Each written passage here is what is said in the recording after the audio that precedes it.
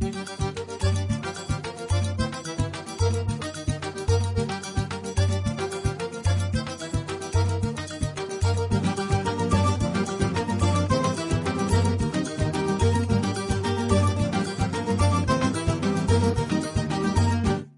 dia, boa tarde, boa noite para você, ouvinte. Estamos aqui à luz do candeeiro e eu sou Jefferson Antunes. Eu sou Caroline Silva. E hoje nós vamos falar sobre o novo, mas nem tão novo, ensino médio. Solta a vinheta, Jefferson.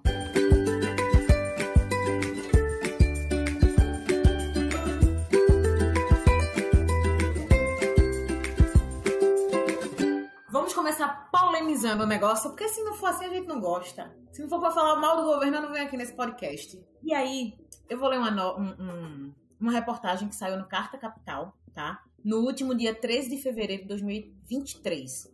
Esse material foi escrito pelo doutor em ciência pela USP, professor da UFABC, Fernando Cássio, onde ele intitula assim: o novo ensino médio, entre parênteses, NEM, é muito pior que o anterior. Mesmo assim, engana-se quem acha que o governo Lula vai revogar a reforma sem muita pressão popular. O estudo da rede de escola pública e universidade evidenciou os efeitos deletérios do NEM na maior rede pública do ensino do país. Aumento das desigualdades escolares dentro da rede pública, estudantes sem aulas por falta de professores, maior precarização do trabalho do docente, ampliação do ensino à distância, estreitamento curricular e privatização da oferta educacional direta. A rede de ensino oficial do estado mais rico do Brasil, orgulhosa vanguarda nacional na implementação da reforma do ensino médio, vem descumprindo o preceito mais básico da Lei de número 13.415 de 2017,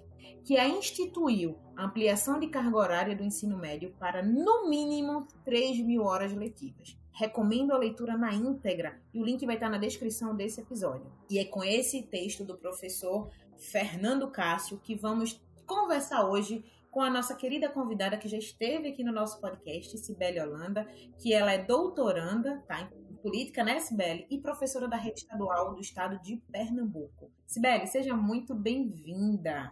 Boa noite, bom dia, boa tarde, né, a todos. Obrigada pelo convite novamente. Hoje a gente vai discutir essa pauta aí. E aí, antes de começar, Jefferson tem sempre uma coisinha pra falar, né, Jefferson? Que a cara dele não nega, gente. Vocês precisam ver a cara do Jefferson aqui agora. Fala, Jefferson.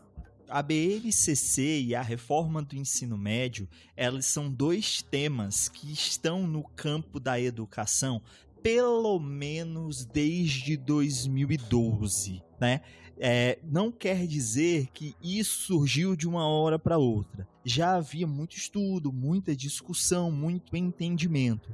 E um livro que eu acho fundamental para quem quiser compreender como começou o negócio, né, é o Ideias Pedagógicas do professor Demerval Saviani, quando ele vai levar ao último capítulo, quando ele vai falar, né, das reformas neoliberais na educação brasileira. Então, nesse livro, ele vai demonstrar quais são as ideias educacionais que ligam todo esse conjunto de reformas. E, para surpresa de zero pessoas, está lá Margaret Thatcher, que foi de arrasta para cima ainda bem. Como disse na época da morte dela, um jornalista inglês, sinto pena que ela nasceu, que basicamente a Margaret Thatcher diz o quê? Não existe uma sociedade, existe o indivíduo, existem pessoas. Certo? Então, nessa noção de individualismo é que é baseada a ontologia que está na BNCC, que está nessa reforma do ensino médio.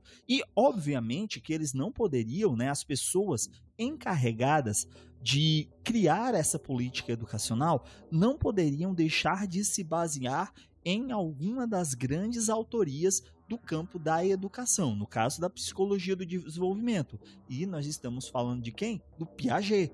Só que essas pessoas fizeram o que com a obra do Piaget? Um reducionismo. A epistemologia genética do Piaget foi reduzida de tal forma a caber, certo, no modelo neoliberal que foi encabeçado pela Thatcher.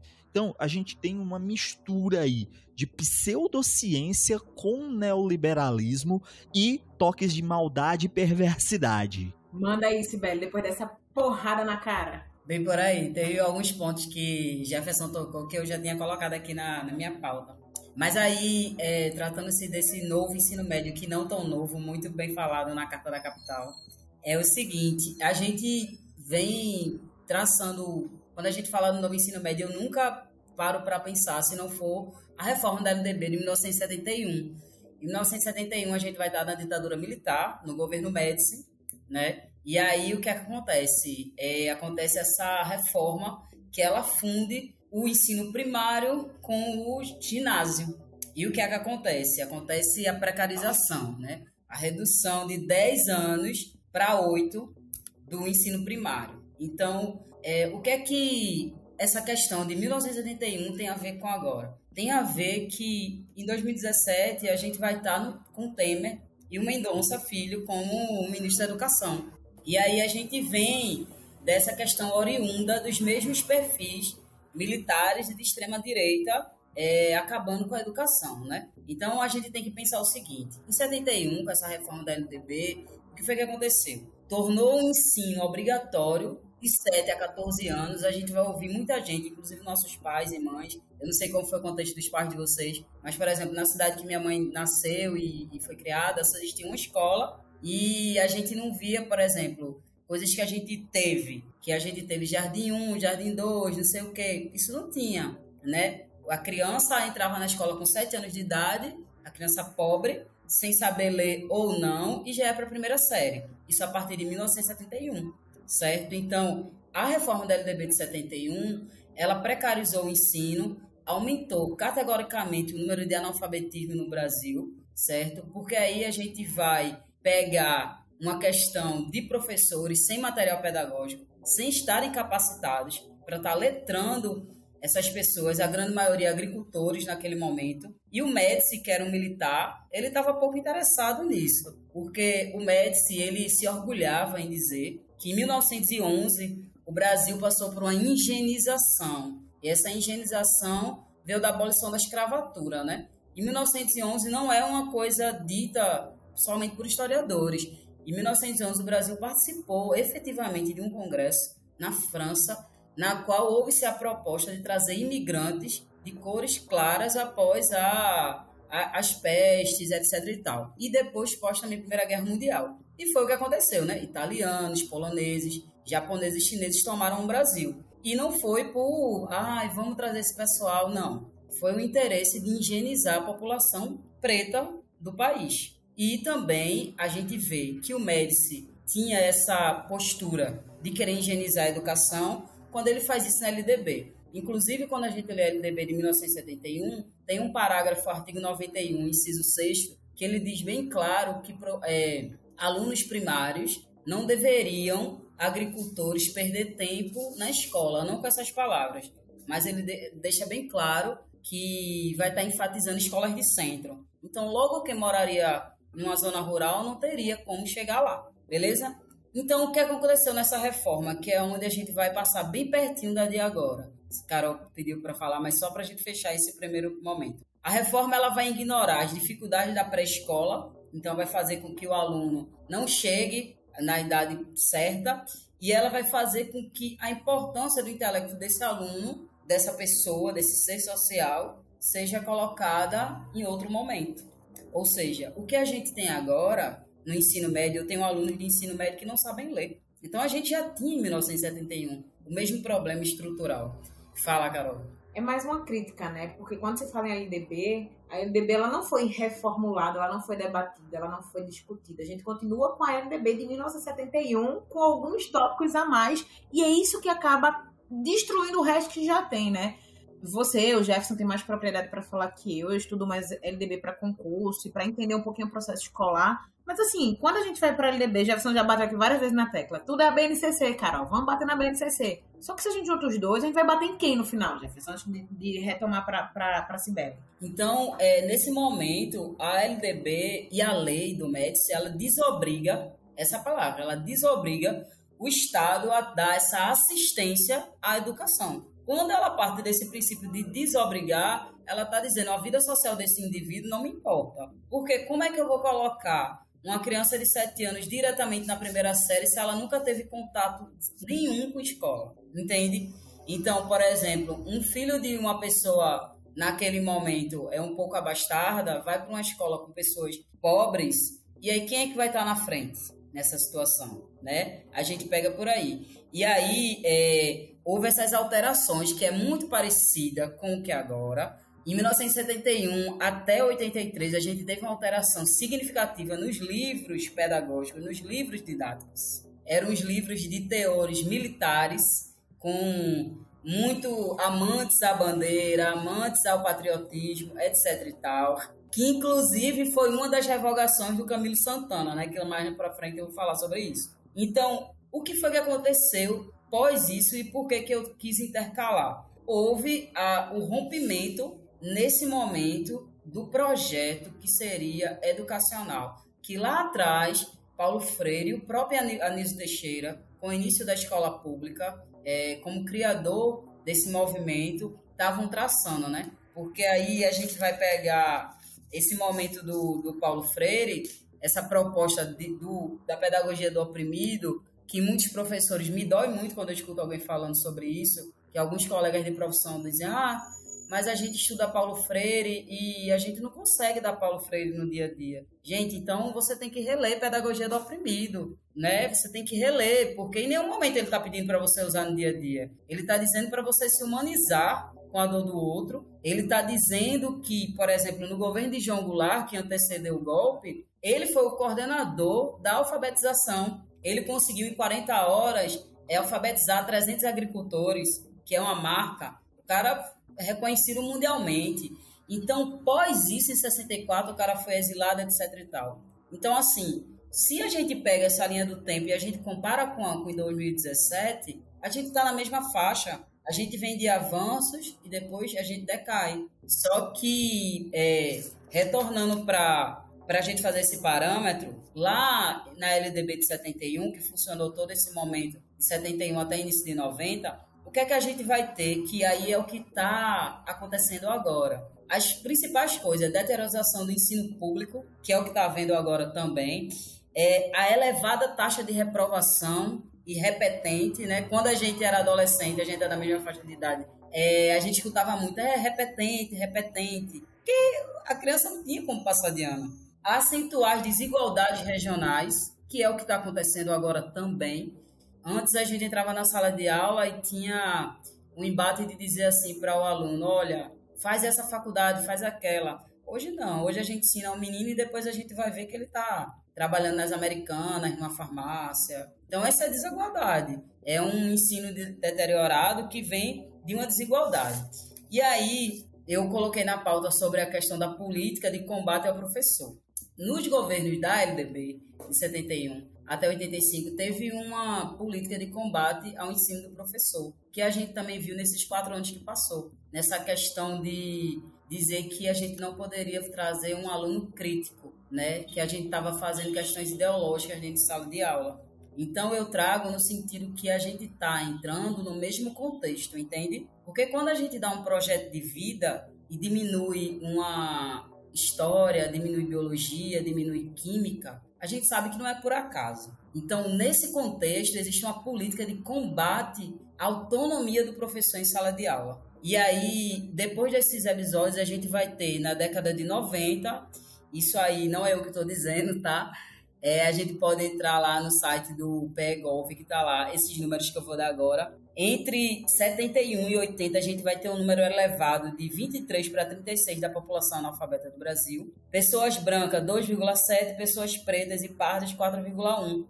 E em 1990, que foi o que eu coloquei na pauta com Carol, como é que essa educação vai mudar? Ela vai mudar com aumento de creches e de supletivo. E aí, se a gente for pensar e analisar por essa linha de raciocínio de como veio da LDB de 71 até 90, a gente vai entender que essas crianças que não vai estar conseguindo aprender nada, porque estão entrando com 7 anos na escola, agora elas vão estar tendo uma creche que também não vai aprender nada, vai ficar lá o dia todo em prefeitura, fazendo vários nadas. Eu falo com propriedade, eu trabalhei 6 anos pela Prefeitura de Recife, como ADI, né, Assistente de Desenvolvimento Infantil, E basicamente eu tinha estudado, me formado em pedagogia, mas basicamente eu limpava a bunda de bebê o dia todo. E era isso. A DI é isso, é o único concurso público que a gente faz isso. Você se forma em pedagogia, faz um concurso público para isso. Então a mãe coloca o filho na creche de 3 meses a 5 anos achando que ele vai aprender alguma coisa. Ele não vai aprender nada, mãe. Enquanto um filho de uma pessoa que tem dinheiro está lá com 3 anos de idade, empreendendo robótica e informática, o seu filho está correndo solto, criando anticorpos na creche, mas não está aprendendo nada, assim dizer. Ele só está derrubando brinquedo, pegando brinquedo. E aí a gente vai ter esse aumento, inclusive no governo do FHC, de supletivo, de 72%. Só que acontece, é uma política, como o Jefferson bem colocou, chega a ser uma política educacional neoliberal, porque ela não resolve o problema. Ela não resolve o problema.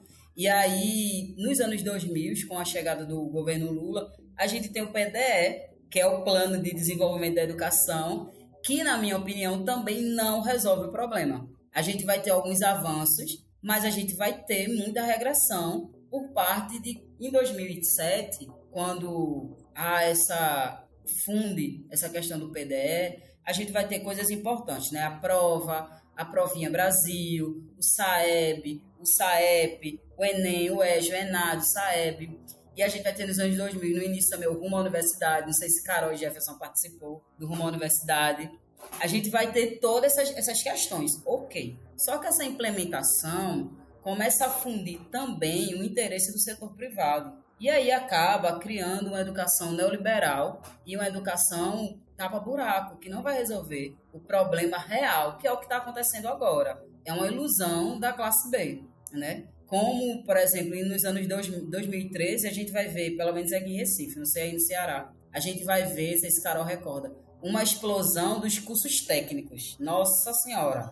Era uma explosão dos cursos técnicos. E agora a impressão que eu tenho é que o curso técnico se mudou para dentro da escola pública. Essa é a impressão que eu tenho, sabe? Qual que é a educação que a gente está tendo? É a educação empresarial? Só se for. Fala, Carol.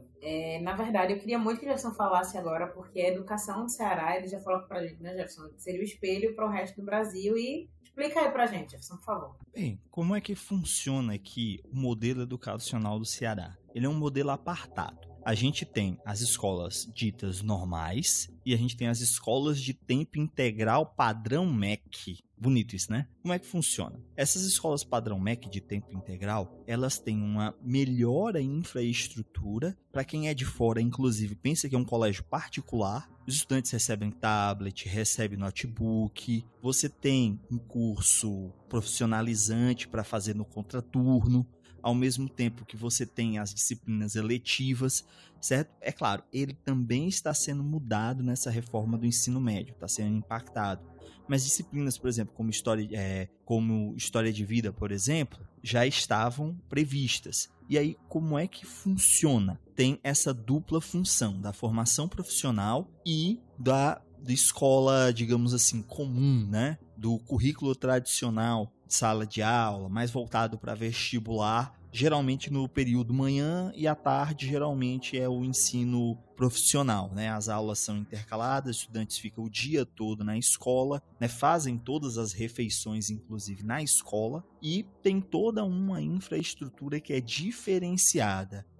Aqui na minha cidade é a escola de número 101, né? Elas são todas numeradas, são todas iguais, inclusive, né? São bem padronizadas. É por isso que se deu essa ideia de padrão MEC, que seriam as escolas que seriam o modelo para ser seguido por outras escolas no Brasil, né? Eles quiseram transformar em uma política que pudesse se tornar mesmo um modelo. É claro que dentro dessa política existem várias diferenças que existem pela realidade, né? A realidade vai moldar essas experiências, mas como um todo, tirando para o básico, essa é a ideia das escolas profissionalizantes de ensino integral desse padrão MEC no estado do Ceará, né? Tanto que o estado do Ceará hoje tem as ditas melhores escolas de ensino público do Brasil, né? Sobral é referência nessa área. Sobral, a cidade de Porteiras também, que fica aqui próximo da região do Cariri, certo? A gente tem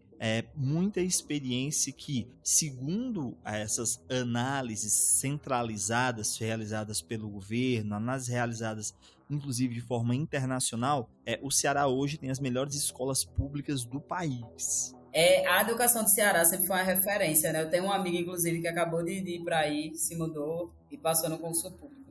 Então, aí, como eu estava falando, nos anos 2000 a gente vai ter o PDE, né? O Plano de Desenvolvimento e Educação, e é um plano, no meu ver, um pouco neoliberal, porque ele tem esse aumento, dá esse boom em alguns outros projetos paralelos a isso. Então, ele não resolve o problema, que eu acho que o intuito dos governos de esquerda sempre foi tentar resolver o problema da educação. E só que eles se esquecem de mudar essa LDB de 1971, porque tinha que começar por aí. Se mudasse, já dava uma força total para a gente entender o que acontecia aí.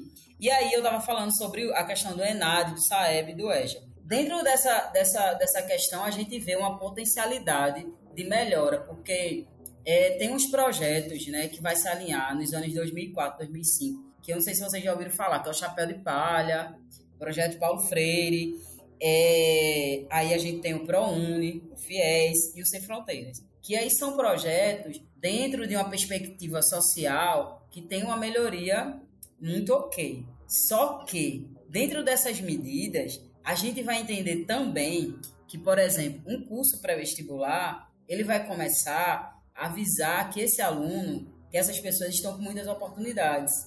E aí, dentro disso é que eu falo, né? A gente tem que tomar conta das questões paralelas. Porque não adianta, por exemplo, aqui, Jefferson, em Recife, a gente vai ter 2 cursinhos preparatórios, um da Federal e um da UPE, que são 100 vagas. Então, onde é que está a mudança dentro disso? Entende o que eu digo? Você não oportuniza as pessoas de chegarem até o final do peleito, né? Você só começa. E aí, vamos agora para a medida de 2017, né, que é o que importa. Em 2017, essa medida provisória, né, sobre o governo Temer, ela veio de uma bancada e uma barricada extremamente que já estava colocando as garras. E o Mendonça Filho, ele foi muito tirano nessa situação, porque ele tinha um interesse pessoal nisso. Ele tinha um interesse pessoal nisso, né? Ele tem uma família, a família Mendonça é dona de 2 grandes colégios aqui de Recife, que eu não vou dizer o nome das escolas, mas são 2 escolas bem grandes aqui em Recife, que é da família Mendonça, e aí ele tinha esse interesse de colocar isso para frente. E logo assim que o Temer assume, vocês são pesquisadores, eu não preciso dizer, mas vou dizer para os nossos ouvintes que a gente teve mais de 100 mil bolsas de CNPq anuladas, né? A gente teve projetos de PIBIDs acabados. E o PIBID, que era justamente um processo que o aluno de licenciatura estava dentro de sala de aula, né? Então, como é que a pessoa fica sem bolsa, sem assistência alguma? E aí tem essa medida provisória, que só dá obrigatoriedade a português e a matemática, né? Contrariando o que Jefferson falou lá no início, que foi a reforma de 2012. Não foi isso, Jefferson, que tu falou logo no começo lá? Sim, sim. A reforma do ensino médio. Então, essa medida provisória do Michel Temer, junto com Mendonça Filho, ela contraria essa reforma de 2012, né? É uma coisa totalmente nefasta para a nossa educação. E aí eu sempre estou dizendo que a BNCC, ela virou uma falácia. A BNCC é uma grande piada. É uma grande piada. Pode falar, Jefferson. Vamos lá, vamos dar um exemplo. Acho que é o exemplo que no Brasil ficou mais falado foi o exemplo da aula de bolo de pote. E a aula de bolo de pote, na perspectiva neoliberal, ela é corretíssima. Ela está correta dentro do negócio correto. Por quê? Vamos lá. Essa aula de bolo de pote, nessa disciplina de bolo de pote, ela está dentro de uma outra disciplina chamada empreendedorismo. O que é a visão neoliberal sobre empreendedorismo? É você conseguir desenvolver um negócio. E essa aula de bolo de pote, ela está justamente colocada como: você é um indivíduo que tem que se virar, meu patrão. Você tem que ser o chefe de você mesmo. Tudo depende de você, porque você é um indivíduo. se você aprende ou se você não aprende, é culpa exclusivamente sua. Então, a gente vai te ensinar a fazer bolo de pote para você ter uma profissão, certo? Esse é o auspício neoliberal. Essa é uma discussão muito boa que a gente tem tido na academia justamente sobre as nuances desse sistema. E quem trabalha muito sobre isso é o professor Magerbe, meu coordenador de pós-doutorado. Ele é quem vem trazendo essa discussão. Então, a gente vê como não é por um acaso que tem uma aula de bolo de pote. Não é só o meme, não é só a piada do bolo de pote. Ela está lá porque ela faz sentido dentro da política neoliberal. Porque tem toda uma carga ideológica, tem toda uma ontologia que é baseada, mais uma vez, na Thatcher, que ainda bem que morreu foi pouco. E aí o que acontece? Essa política educacional, ela reduz a carga horária, né? Essa reforma do ensino médio, ela reduz a carga horária das disciplinas que eram ditas tradicionais ou eletivas e traz essas outras disciplinas, sem, no entanto, pensar quais são essas disciplinas. Poxa, a gente tem uma disciplina chamada Mama Gaia. Eu não sei o que é isso. Volta ao entorno da Terra. É para estudar Júlio Verne? É para estudar Google Maps? Não sei.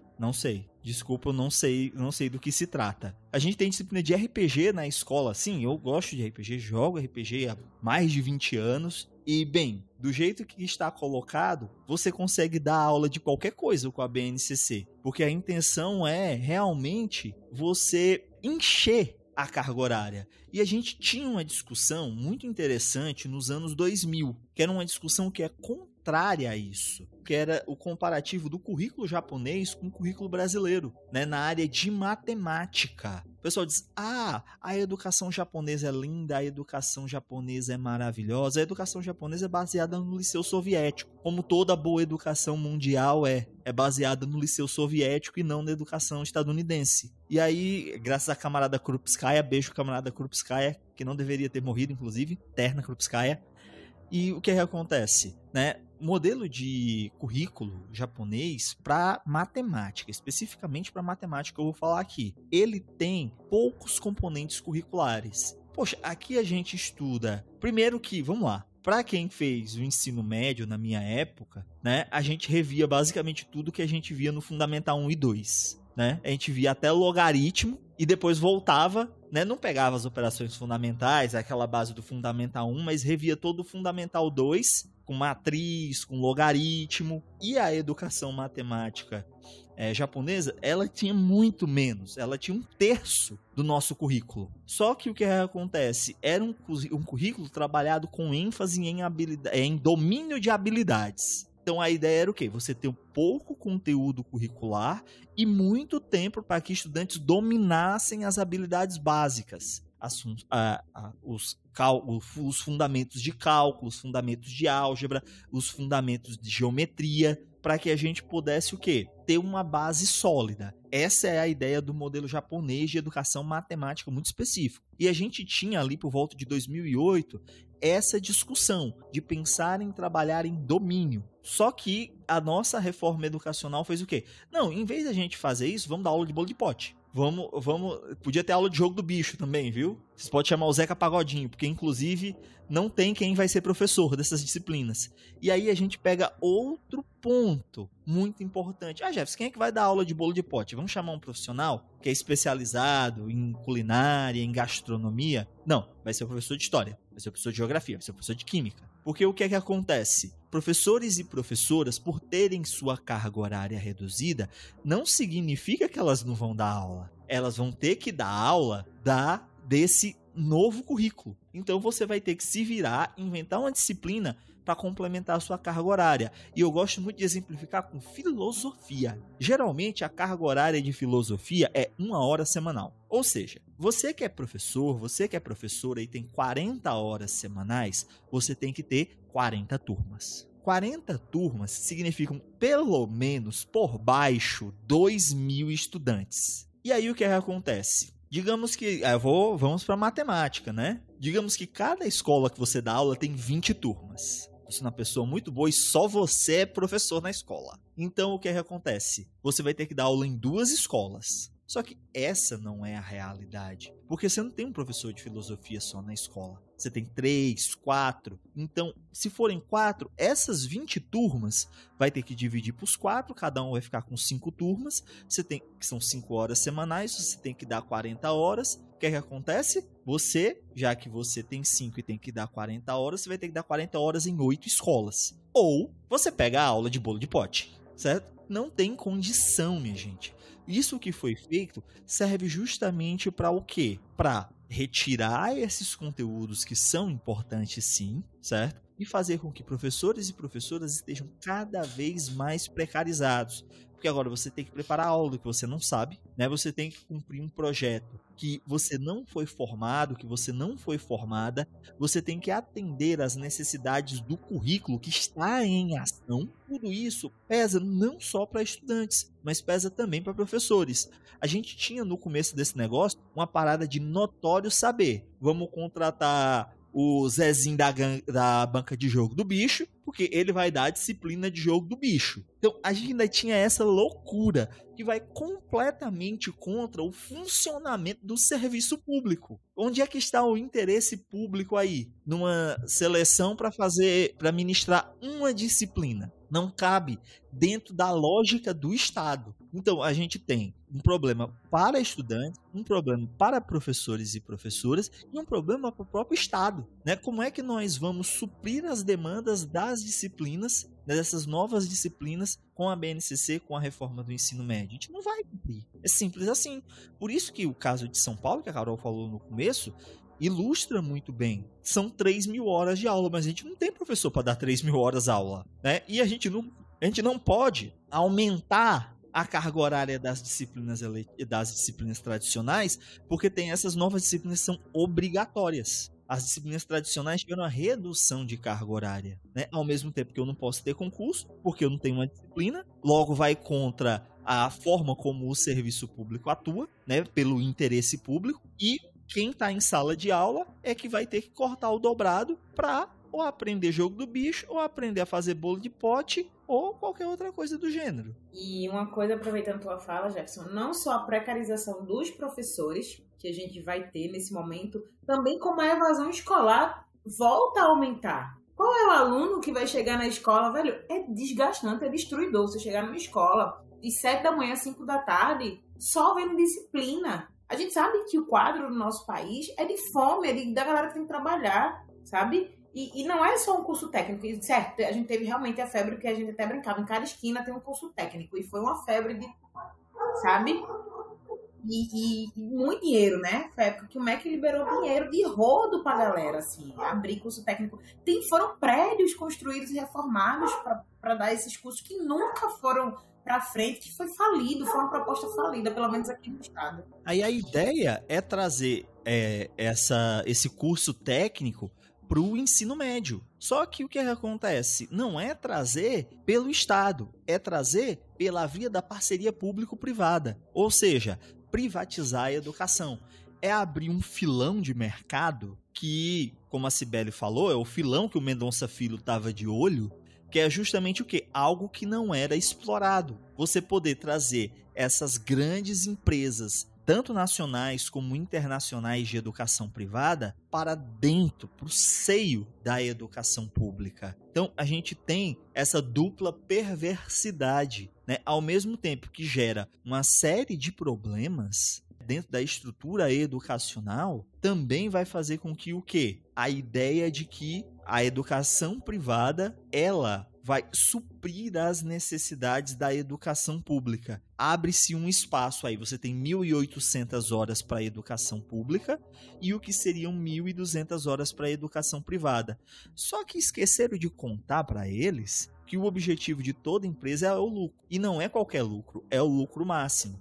Então eu tenho certeza que a gente não vai ter uma sede aqui de um grande grupo educacional na cidade do Crato para atender um universo de 20 mil estudantes. Aquela falácia, né, a falácia do novo ensino médio que era tão apregoada no governo, do desgoverno Bolsonaro, que era agora o estudante vai poder escolher a sua trajetória estudantil.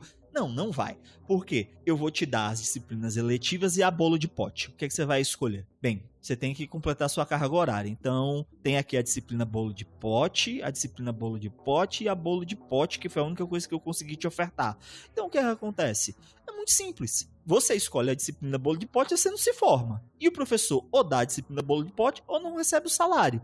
E a professora, ela vai ter que coordenar a disciplina bolo de pote ou ela não vai receber o salário também. Então, amarra tudo. E amarra, inclusive, o quê? O projeto educacional brasileiro, que o Darcy Ribeiro também tanto falava, que é precarizar a educação nacional. Perfeito o que você falou. E ele falava mais, né, que o projeto do Estado é não dar educação. Exato. Mas aí, como obrigaram a dar, porque a gente tem um sistema de relações internacionais...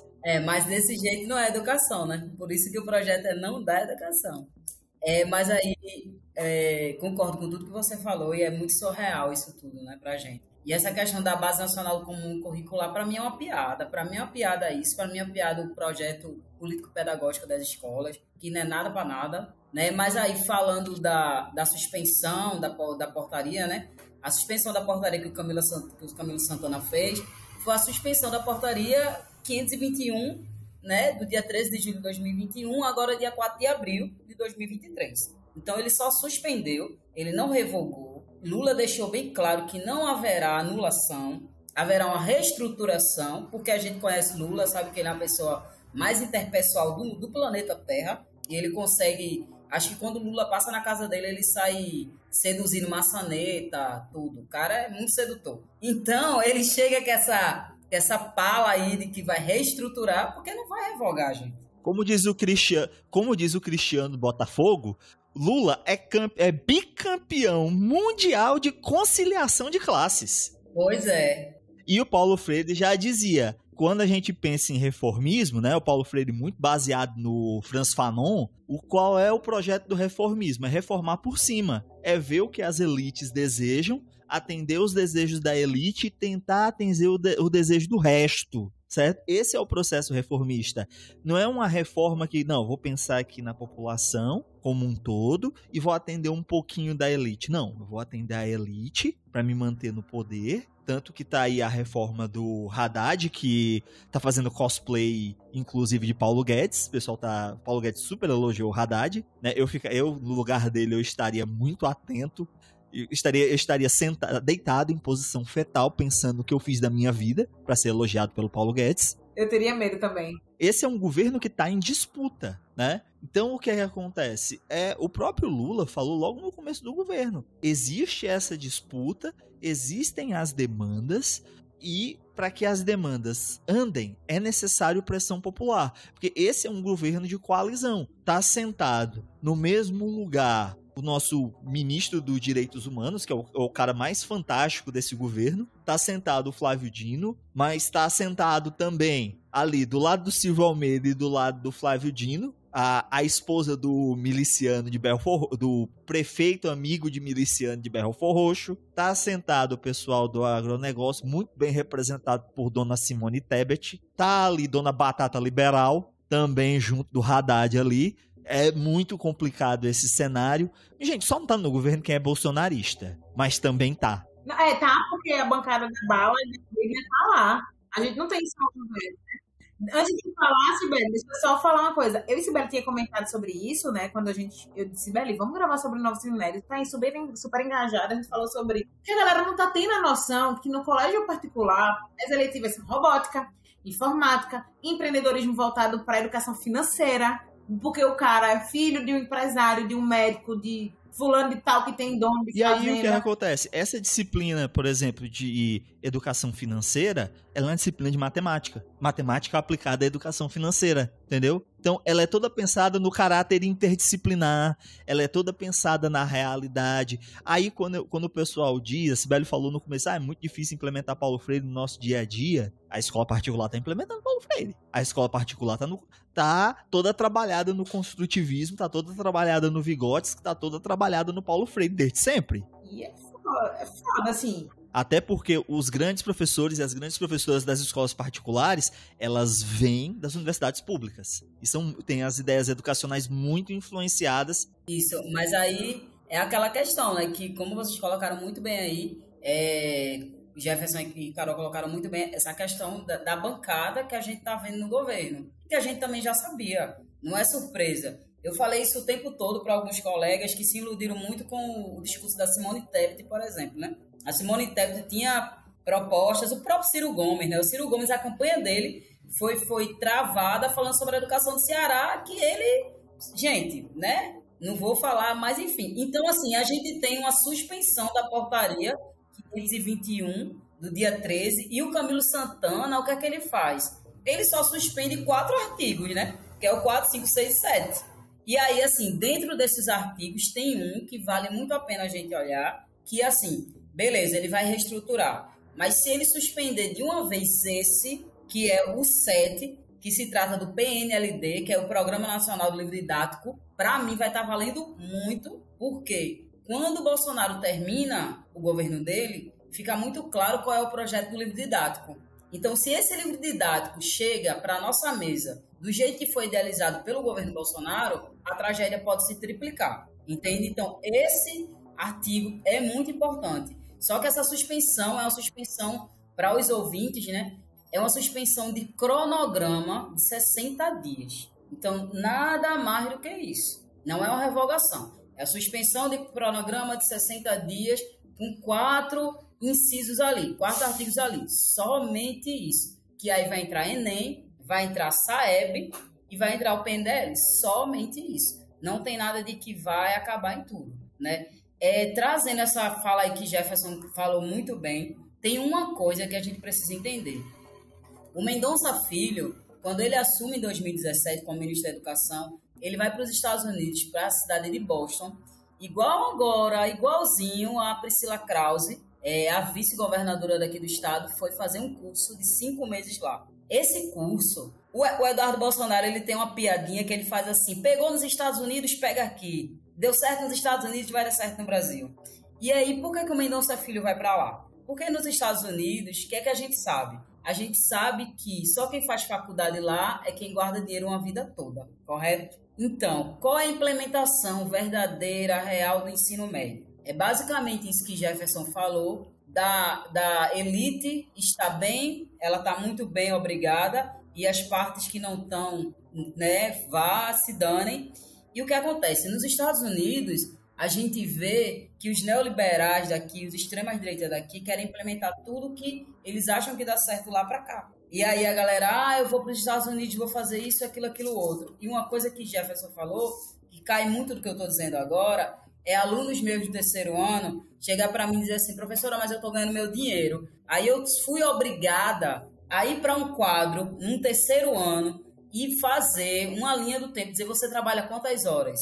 Se você cair, o aplicativo vai lhe pagar, você sabe o que é uma carteira de trabalho. E aí eu tive que contar que numa fábrica, né, na Revolução do século XVII, milhões de pessoas foram queimadas porque trabalhavam 18 horas em pé. Tive que fazer toda essa linha do tempo para eles entenderem quando eles são escravizados contemporaneamente. Entende? E essa escravização vem dessa linha da educação. Então, esse ensino médio que vai entrar em vigor em 2022, ele seria muito bonito, como o Jefferson coloca aí a educação do Ceará, se resultasse nas primeiras escolas técnicas daqui de Pernambuco, que é a ETEPAM, o Porto Digital, uma escola que a gente tem em Camaragibe, que até meu irmão estudou, que eles ficavam o dia todo, de manhã tinha ensino médio e à tarde você escolhia, optava, né? Logística, administração, etc e tal. Almirante Dutra, que é uma escola aqui de referência, inclusive eu fiz meu PIBID lá. Então, era muito bonita a ideia, só que foi se deteriorando no caminho. Então, agora, por exemplo, a escola que eu ensino, que é a mesma que Carol tá,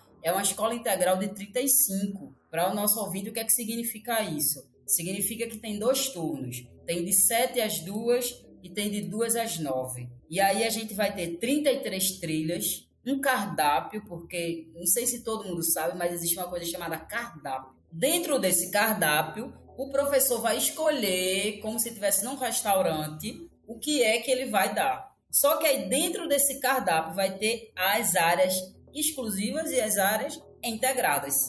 Só que as áreas integradas a gente não pode utilizar. Por exemplo, eu sou formada em História, mas eu dou Sociologia, Filosofia e Geografia. Então, se eu quisesse dar Geopolítica, eu não vou poder dar, porque a minha trilha é de matetização. Então, uma pessoa de humanas ficou com a trilha de matetização. Então, assim, se a proposta, a reestruturação desse novo ensino médio, talvez, eu na minha perspectiva otimista, for de ser uma reestruturação na qual uma professora de biologia possa ter autonomia de, vamos sim ter eletivas, mas eletivas dentro do meu contexto, dentro do que eu estudei para ensinar, tá muito ok, né? Vamos ter essa perspectiva. Agora, se a gente vai estar dentro de uma área integrada, na qual eu pego um cardápio, e aí que a gestora, a educadora de apoio não tem nada a ver com isso, muito pelo contrário, elas ficam aflitas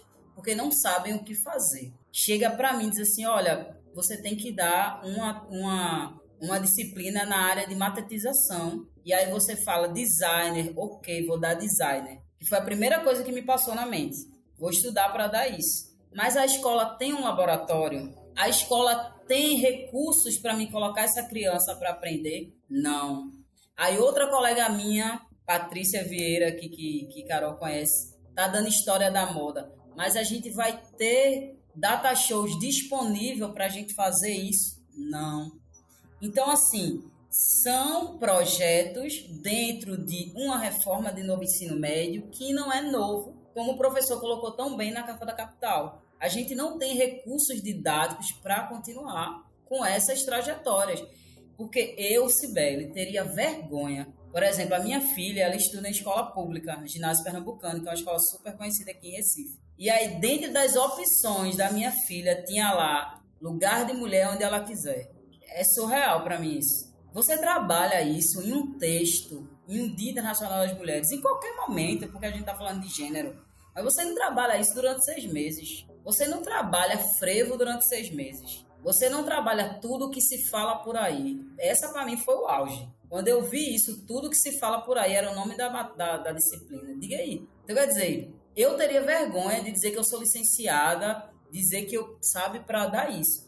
Então, quando entra em vigor isso, a gente vê uma coisa que Carol colocou aí, que é o que está acontecendo, inclusive na Monsenhor, na escola que eu trabalho, evasão. Os meninos não estão mais interessados. Eles não estão interessados em ter uma aula por semana de geografia, uma aula por semana em química, não estão interessados em ter socioemocional, em ter projeto de vida, em ter disciplinas nas quais eles não conseguem tirar nada de valioso daquilo. Porque, infelizmente, o sistema nos obriga a pedir ao aluno que faça tudo por nota. Porque, por exemplo, na minha concepção, a gente não mede inteligência ou participação por nota. Mas eu sou obrigado a dar uma prova. E ok, certo? Mas aí a gente desestimula o aluno em vários níveis. Só que tem uma coisa que Jefferson levantou que eu queria muito levantar, que é a questão dos professores fragilizados nesse meio todo. Quando a gente vê que metade dos professores atuais apoiam o novo ensino médio, por que eles apoiam? É medo de desemprego? É um projeto que não teve cargos e carreiras? Então, assim, há uma fragilização da nossa profissão e a proposta do ensino do novo ensino médio e da escola integral no início era ok até para o professor. Mas humanamente é impossível a gente aprender socioemocional, que a gente nem é credenciado para estar dando escola, e a gente não entender que esse projeto nada mais é, como Libânio dizia, né? A análise da educação externa não entra na interna. Então, por exemplo, essa análise que o governo atual está dizendo que vai fazer, que vai escutar, ele vai escutar quem? Quem que ele vai escutar para decidir, né? Então, essa análise externa, ela tinha que ter uma análise interna. A gente tinha que ir para o dia a dia da sala de aula para a gente entender realmente quais são os percalços que a gente tem que chegar para acabar de vez com esse vago total que existe na nossa educação. E aí, gente, a gente passaria várias horas explicando vários motivos, várias pautas, super respaldado para vocês, mas a gente quis dar o mais amplo do que a gente conseguiu no dia de hoje, dentro dessas duas pessoas que eu admiro muito, que é Jefferson e Cibele, dentro desse meio político, pedagógico, educacional, da bagagem que eles têm. E, infelizmente, estamos indo pro fim do nosso episódio. Depois de, quase chorar aqui com tudo que foi falado. A gente riu, mas foi de nervoso, de angustiado que estamos nesse momento tão complicado. E saber que alguns estados não vão revogar, tipo o Natal, que saiu uma nota recentemente dizendo que eles não iam revogar, independente do que saísse no governo. E eu espero que outros estados não façam isso. E aí, Cibele, muito obrigada. Você já sabe que as portas estão abertas para você. Essa pauta pode... A gente tem várias pautas ainda para montar e continuar, né? E aí, inclusive, falando de gênero, e a gente pede que você volte, inclusive, para a gente falar depois que sair, depois da fala do presidente e do próprio Camilo, né, nosso ministro, falando sobre essa reforma. E espero que seja positiva, que várias coisas ele possa repensar, né? E voltar para cá para a gente debater isso no segundo momento, né? Jefferson. Então, pessoal, eu só quero lembrar que estamos em todas as redes sociais. É só nos procurar por A Luz do Candeeiro Podcast. Estamos no Deezer, no Spotify, em todos os agregadores de podcast. Vocês nos encontram também no YouTube. Sim, estamos lá no YouTube com A Luz do Candeeiro.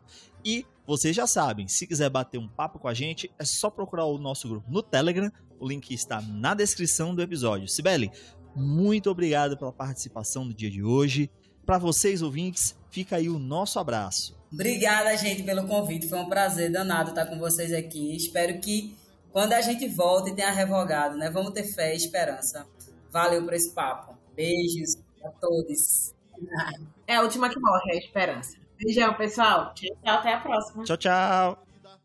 Voa carcará, voa gavião, afia tuas garras, mergulha direto pro chão. Voa carcará, voa gavião, agarra tua presa pra sobreviver no sertão. É tempo de voar nas veredas do vento, tempo de cantar o teu sentimento. Um chachado negro em puro lamento, escolhe a vida, o teu alimento. Um chachado negro em puro lamento, escolhe a vida, o teu alimento.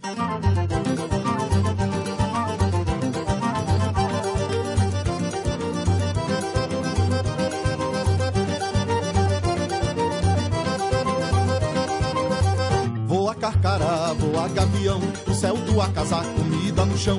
Bico de cutelo bem no coração, pra sobreviver no sol do sertão. Bico de cutelo bem no coração, pra sobreviver no sol do sertão. Voa carcará, voa gavião, afia tuas garras, mergulha direto pro chão. Voa carcará, voa gavião, agarra tua presa pra sobreviver no sertão. Se a terra tá seca e não tem comida, se a fome chegou, vai cair na lida, a vida ou a morte, ponto de partida, você que escolhe tua preferida. A vida ou a morte, ponto de partida, você que escolhe tua preferida.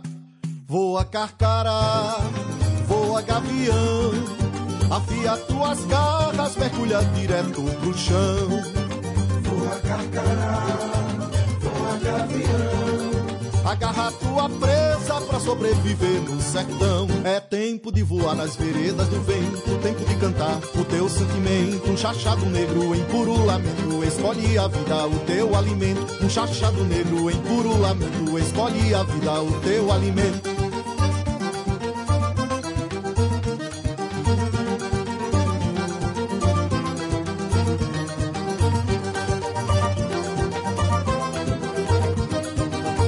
Voa carcará, voa gavião, o céu tua casa, comida no chão.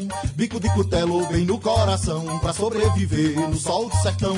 Bico de cutelo bem no coração, pra sobreviver no sol do sertão. Voa carcará, voa gavião, o céu tua casa, comida no chão. Bico de cutelo bem no coração, pra sobreviver no sol do sertão. Bico de cutelo bem no coração, pra sobreviver no sol do sertão.